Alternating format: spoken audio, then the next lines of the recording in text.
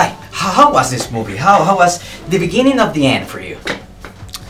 It's great. I mean, it's kind of, this movie is sort of completing a lot of the storylines that were set up in the first one, and for a series, you know, the audience is so obsessed with the anticipation of all of these events that happen in this movie. So it was nice to finally do them and actually see how people enjoy them.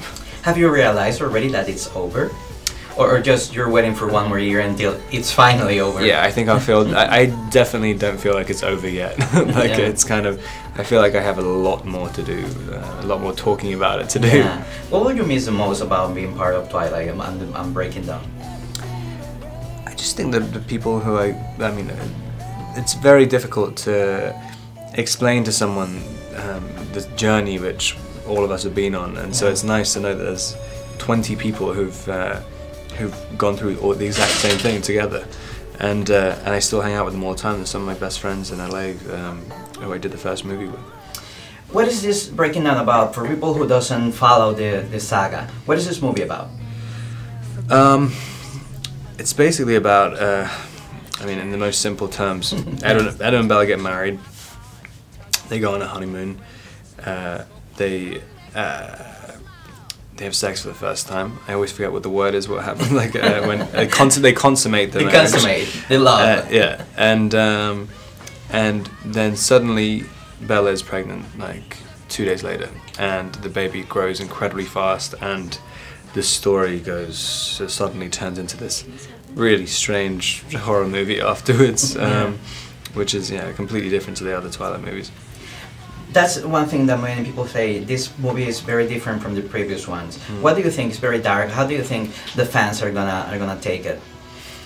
I mean, hopefully. I mean, there's not a lot of action this time. No, not really. I mean, I remember when the book came out and everyone was like, "Wow, what happened? Like Stephenie Meyer's gone crazy," and then so I kind of, when we were doing the movie, like, you would hope that it captures some of that shock value. So yeah, hopefully the fans of it will appreciate that a little bit. If you weren't playing the role of Edward, who would you be of the saga? I think probably Jacob. Jacob? Yeah. Why? Because he gets to be the underdog. Like, you know, you get to be more vibrant and out of control. You know, you get to be the opposite of Edward, and I played Edward 5 times. So like. So the three of you that have a special bond. What would you miss from the other guys? I don't know. I mean, they're just really fun to work with. I mean, I don't know what specific things, but I mean, it's annoying having done 5 movies with them, because I mean, it's going to be difficult to find another movie to do together. Especially with Kristen, because there aren't too many actresses of her age who are as good as she is. So and beautiful. She's pretty. Yeah, and like it's you kind of, you know, there are so many scripts you read where it's like, oh man, this part's perfect for Kristen, and you can't think of anyone else to play it. One more question before we wrap. You've been part of 2 of the more successful franchise and movies lately, Harry Potter and this time. Do you watch the end of Harry Potter? I haven't yet. You haven't? Yeah, that's terrible.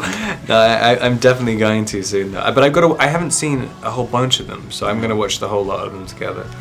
And of all your movies, what do you think the one that needs to be seen by people? The one that you think, oh, I did a great job here. You should go watch it.